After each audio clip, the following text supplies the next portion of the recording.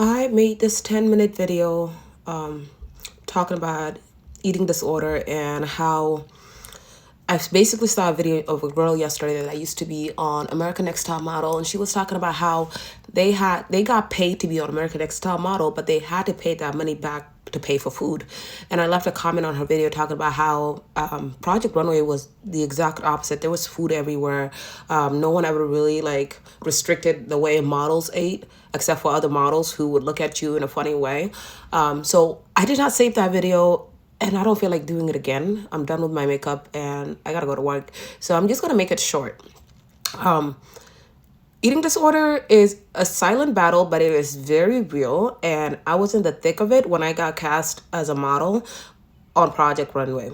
And I don't care how you see Carly Kloss or Nina or Elaine, Kristen Seriano, Brandon Maxwell, if you have those views or whatever about them, anything you have with them, this video is not about them. This video is about my experience, but I just want to say that they were kind to us as models. Everybody have different experiences. But I remember where sometimes we would be on set for like 16 hours a day. And one of the first people that would speak up for models was Carly Kloss. Like, she would always tell the PAs to bring us water, to give us like peanuts, like anything that's quick and easy that you can get out of the camera as soon as we start rolling again was given to us, right? But I was talking about how there was a model on the show who I remember, like, it wasn't just me. Other people did it as well. But I remember how we would all be like, oh my God, you're getting so skinny. Like, you look so good. What's your secret? And we didn't realize that she was fighting an illness. And I'm not going to speak on her illness, but I'm just going to say she did end up losing her life. And one of the things that I still think about to this day was how sometimes we would get on set and I don't remember word for word what I would say to her, but I remember making a compliment about how she looks fantastic and skinny. And after she passed away, I was like, wow, you really never know what someone is going through. And you don't have the right to compliment on other people's bodies, even if it's coming in a positive way. Like, you're just telling them they look good. When you make it about how skinny they're getting or how they look good while being skinny, that's triggering. As someone who's been dealing with eating disorder eating disorder doesn't just vanish us, like, it doesn't just leave you, right? I still deal with it until this day, because even though I'm not trying to model, there are days where I catch myself, looking at myself in jeans or like maybe just in the shirt or like my belly button ring doesn't look right in a certain way. And I'm like, wow, I could use to lose a couple of pounds.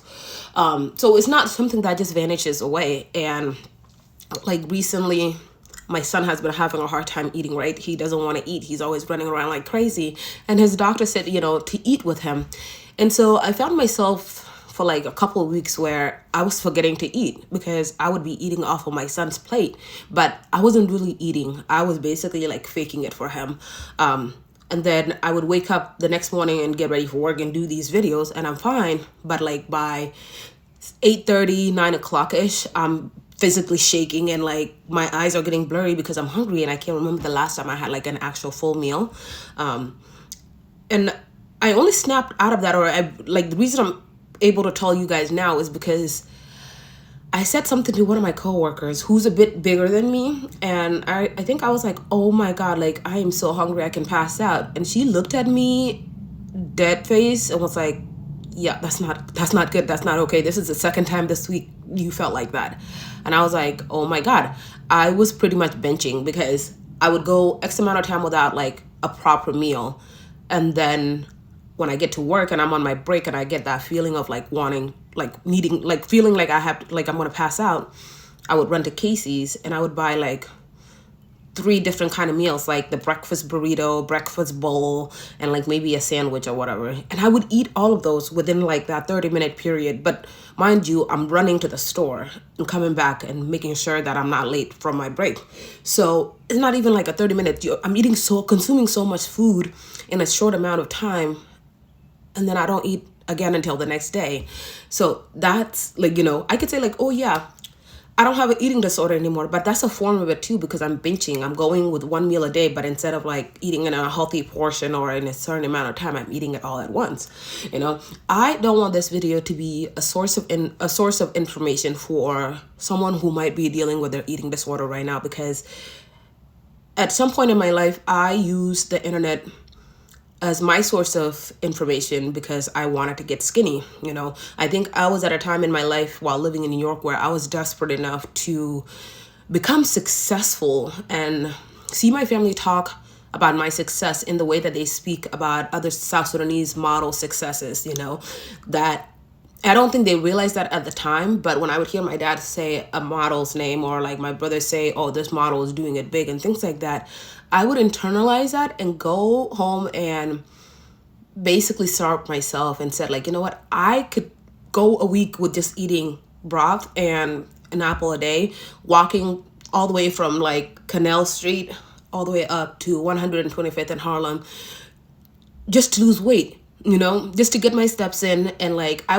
used to be so proud of the amount of miles that would show on my phone, because I'm like, oh my God, yes, I'm losing weight without having to go to the gym, because I don't have the energy to actually stand and go work out. But if I put on my headphones and walk all the way from Soho all the way to Harlem and get those steps in, I'm like, okay, my agency is going to be so proud. Also, another thing with like modeling, the modeling industry is sometimes it's almost like a form of like humiliation ritual, because when you go to your agencies and they make you take off all your clothes and they critique you and tell you and point where you need to lose a few inches, a few pounds and things like that, you take all of that in and they just kind of like get bigger and bigger and bigger, and you become so, losing weight become like your center point, you know? And so I remember this one time, it was during like Fashion Week. I got a text from Brandon Maxwell, and he was like, come to my casting. He sent me his address. I've never been to his office. I've worked with him on Project Runway. He's the sweetest guy ever. But I remember getting that text and I was like, oh my God, this could be it. Like, I think he had his past season, some models like went off. It was a beautiful show. And I remember being like, this could be it. Like, I'm going to go. I told my supervisor at my restaurant job, I'm like, hey, I have to go to Midtown because Brandon Maxwell just texted me personally on his phone. Like, this could be it. And I remember going and feeling like shit because I didn't feel skinny enough to be there. But like, I also felt like I was put in closing. Well, you're not entitled. I wasn't entitled to be in his show, but I thought that since I got a personal text, this could be my way in. This could be it, right?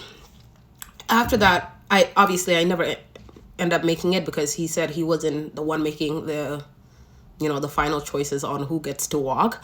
But I remember being so depressed after that and thinking like, if I could only lose this X amount of weight, then maybe I could make it on his next show, or whoever, Christian Siriano, the next person, whatever, right?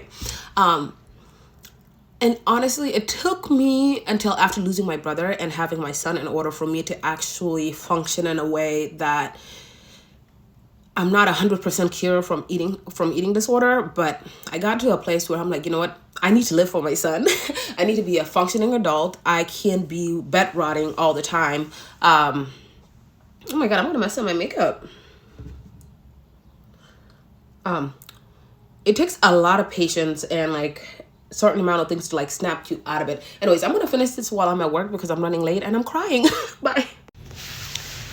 Okay, so I'm at work, but I'm just gonna finish this really fast. I think I left off on having patience with yourself and just giving yourself grace, because choosing to love yourself, choosing to be happy, choosing to be a functioning part of society rather than bedriding, or being so weak to the point where you can't even do like basic tasks, and like being in an environment where models are constantly competing to see who could be skinnier. That's like, it takes a lot on your mental wellness. And until I started seeing a therapist and basically like adjusting to my life back here in Iowa, it wasn't easy. And eating disorder is something that I will probably suffer from or deal with for the rest of my life. But I am finding ways to become a better mother, to become a better human, to be kinder to my body. I've always wanted a daughter, and I started seeing things like, would I want my daughter to see or feel the way that I treat myself? Is that something that I would want her to be? And I think that's where I'm at now.